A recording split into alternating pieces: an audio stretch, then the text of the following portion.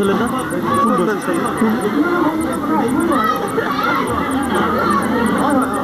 নাই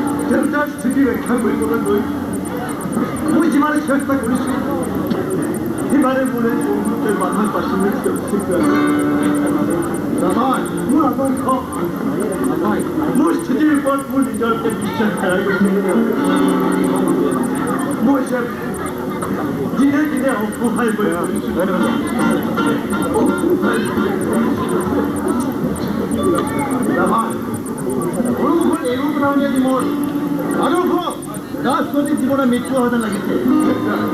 মানুহৰ মাজত মই সন্মান পাই ভৱিষ্যতে এনেকুৱা নকবি এই নিমখটো নীতি মনলৈ যাওঁ এই সময়ত যদি কোনো ব্যক্তি আহে তেওঁলোকৰ লগত সাহায্য কৰিব লাগে ওলা বন্ধু আমি আহি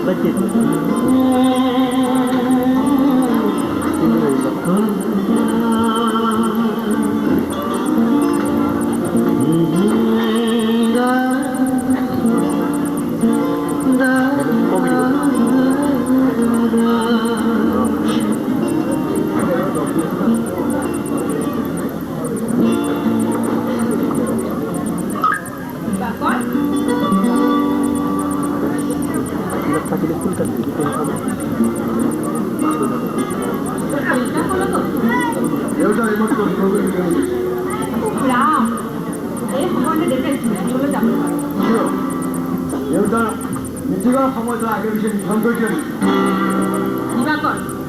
অযথা তৰ্ক কৰি মোৰ মূৰটো গৰম নকৰি নিজৰ কাম মনে মনে কৰি থাক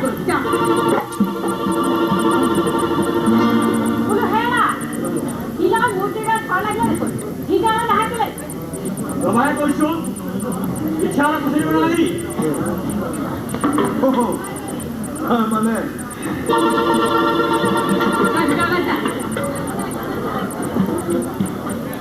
হ'ব বাইদেউ আহিছোঁ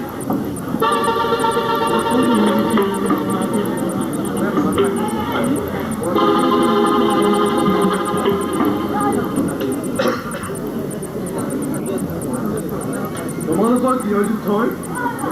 লাঠিৰ শিলৰ কোন উপাধি লোৱাৰ ইচ্ছা মোৰ নাই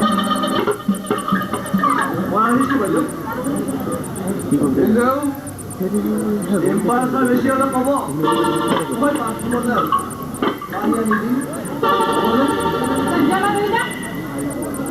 আহিছোঁ বাইদেউ আহিছোঁ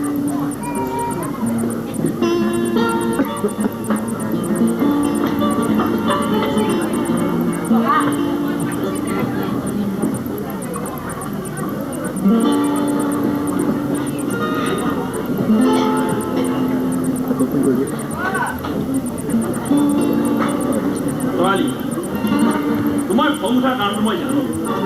কিন্তু সেই বুলি তুমি মোক ইয়ালৈ এই সময়ত জোৰ কৰি মাতি দিব নালাগিছিল তাৰ মানে মই সেই লেতেৰা মন্ত্ৰৰ ছোৱালীজনীৰ লগত আজি তিনিবাৰ থকাৰ লৈ একেলগে থাকিব লাগিব আজি তিনিবাৰ থাকিব সদায় সেইজনী মোৰ লগত গৈ থাকিব নোৱাৰো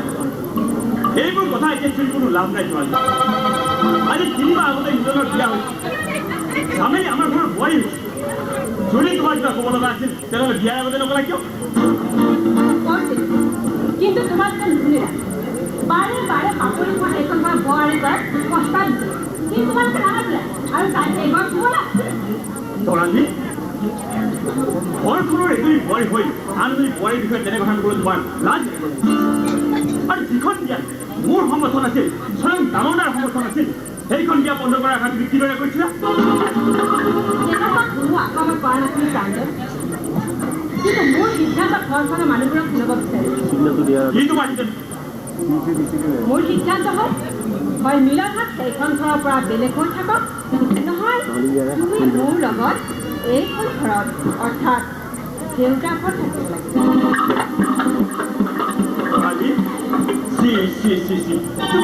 তুমি নভবা নিচিনাকৈ ইমান ডাঙৰ কথা এটা কৈ দিব পাৰিছা নভবা নিচিনাকৈ মই জীৱনত এটা কামেই কৰিছিলোঁ প্ৰাঞ্জল আৰু এজনী লাখপতি জীয়ৰী হৈও মই তোমাৰ দৰে এটা সাধাৰণ মাষ্টৰ প্ৰেমত পৰিছিলোঁ তোমাৰ লগত বিয়াত বহিছিলোঁ ৰৈ গ'লা কিয় মাৰা সঁচা কথা চিঞৰি চিঞৰি ক'ব খোজা মোৰ এই মুখখন তোমাৰ হাতৰ শক্তিয়ে বন্ধ কৰি দিয়া কিন্তু এটা কথা মনত থাকিব প্ৰাঞ্জল দেউতাই মোৰ একাউণ্টত থকা 1 লাখ টকা মোৰ হাতত আছে ইচ্ছা কৰিলে এই টকাৰে মই তোমাৰ আৰু তোমাৰ ঘৰখনৰ বিৰুদ্ধে বহুত কিবা কিবি কৰিব তুমি শুনিবা তই তোমাৰ একাউণ্টৰ সেই 1 লাখ টকাতকৈ আমি 3 ভাই মিলিত শক্তি 1000 গুণে বেছি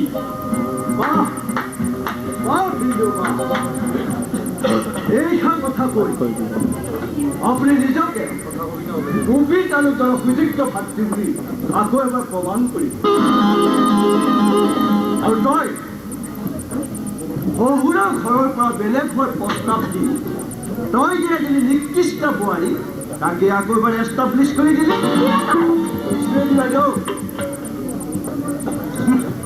বাপৰিক মিলনৰ সজাব নোৱাৰে মিলনৰ সংসাৰখনত জুই দিছ আৰু এই কাম কৰিবলৈ তোৰ লাজ খুজিব লাগিছে মই তোৰ পৰা উপদেশ পাব বিচৰা নাই আৰু ময়ো উপদেশ দিব বিচৰা নাই বাইদেউ মাত্ৰ এটা কথা মই ক'ব বিচাৰিছোঁ বৰ্তমান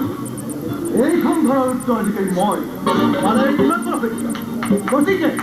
মই শুনিব নোখোজা কিছুমান কথা বাহিৰা মানুহে ইয়াত পতাটো মই নিবিচাৰোঁ মই এই ঘৰত বাহিৰা মানুহ বিয়া দিয়া কন্যা সন্তানবোৰক ঘৰখনৰ ল'ৰা সন্তানবোৰে বাহিৰা মানুহ বুলিয়েই ভাবে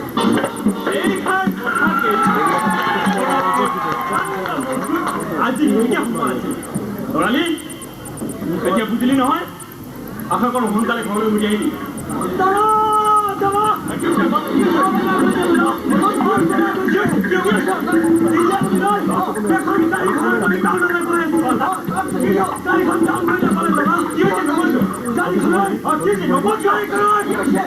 Accident!